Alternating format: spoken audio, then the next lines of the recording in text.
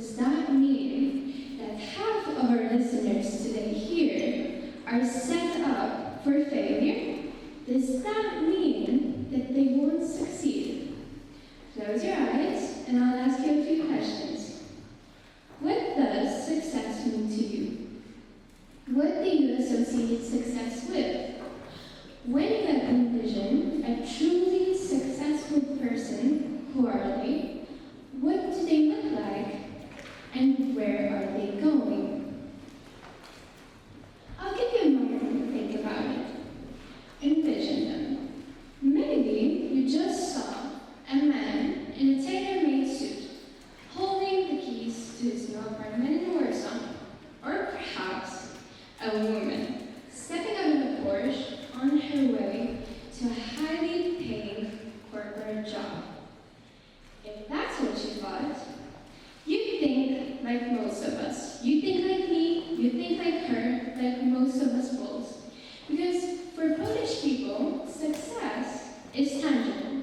It's something that you can see, touch, and show off to others. It's money with which we can buy property and surface-level stability. But why is that? Because when we think about it, it really does make sense, as my generation is the first one which doesn't remember communism, but somehow it still portrays the way we live in each day. Our parents and grandparents were taught that having something, anything, was a privilege. A car, a house, a colored TV. Owning things meant security, and security means freedom. Fast forward to today, the blueprint never really left us. It just got, let's say, upgraded.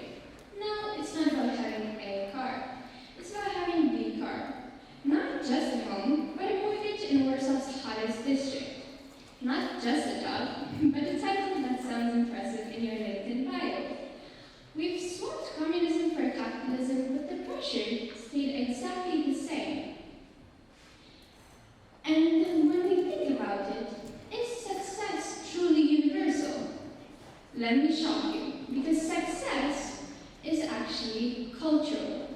When we step away from Poland, let's say to Japan, they follow a philosophy called the Ikagi, which means creating everyday rituals. They do not have to be very large, they can be quite small, to promote longevity, such as morning walks, family meals, and gardening. Stepping away from Asia, let's hop onto Africa. Moving on to Kenya, they follow a saying called unbutton, which means I am because we are. Their success isn't measured by what you achieve alone, but rather how much you uplift your community by doing so. Next one, the happiest country on earth. You guessed it, Denver. Their success is measured by how well you balance your work and life. This means leaving the office at 4 p.m. to go and pick up your kids from school. Lastly, one of the most highly anticipated countries that almost everybody here present wants to move to, the USA. Based on what I've said to you before, what do you think that success is in the United States?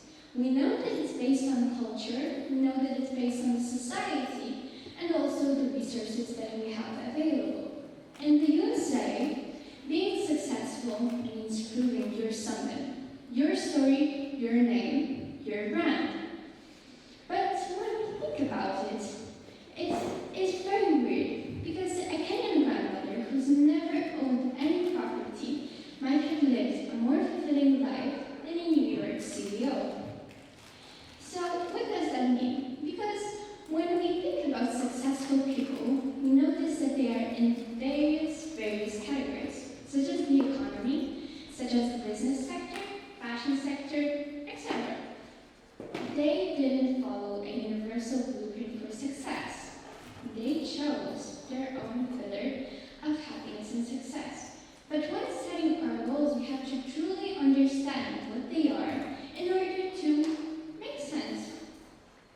Here, behind me, we have the pillars.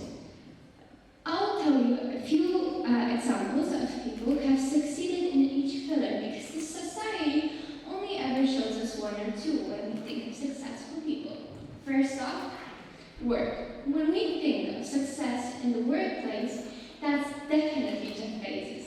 He had a vision that was different, yet not creative. Because, let's be honest, how convenient is it to have everything from A to Z in one place?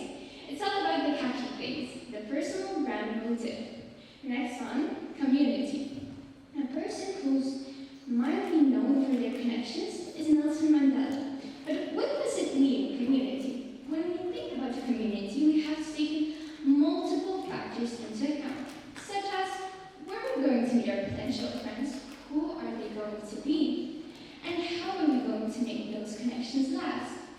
But one thing which we often skip when thinking about a community and building a community is what we're going to give to it. How are we going to enrich the society? Nelson Mandela has emphasized recognitional structures and collective progress after activism. That's a perfect example. Next on, education. Whether it's giving or receiving it, Malala Yousafzai has definitely explored the topic. And believe me when I tell you that not even an assassination attempt could stop her. Because how important is it to constantly know more? When we discover the world around us, we're also quite prone to rediscovering ourselves. One of the pillars which is most times misinterpreted in the age of social media is self-care. Because as much as I wish that drinking matchas on a Sunday at 7 a.m. would elevate my success rates, let's be honest, that's probably not the case.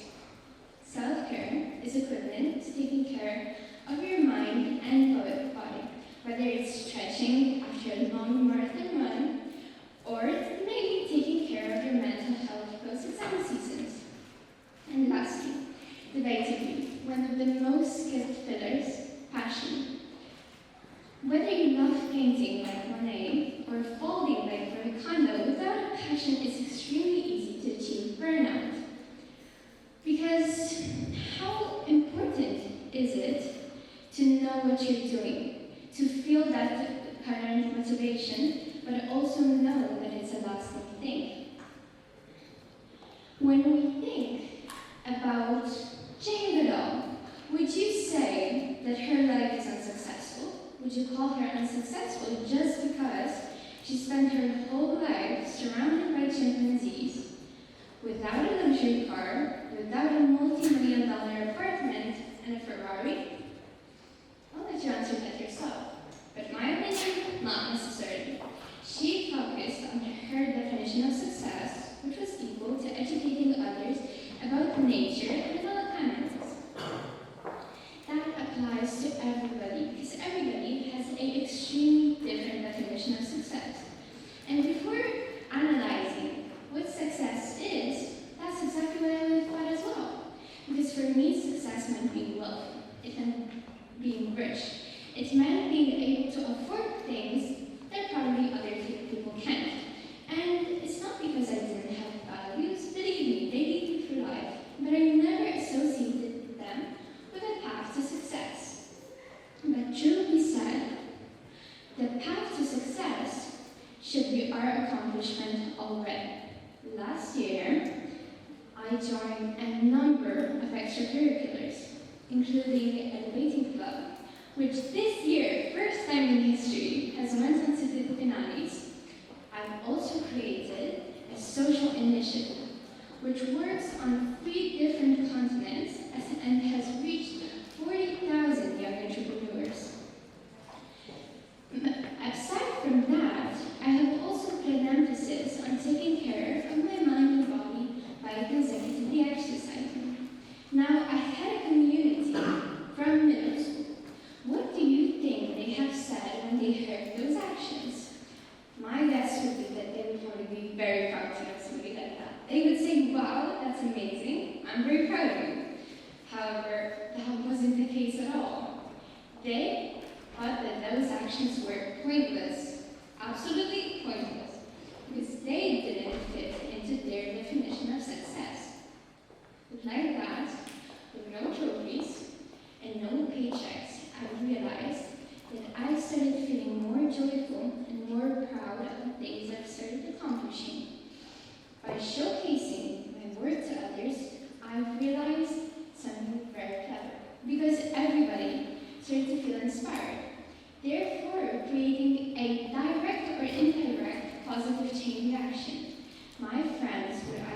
join a project or tell about it to your family and friends. After seeing a few of those positive chain reactions, for the first time in my life, I thought my actions feel successful, and so has the impact that they have created.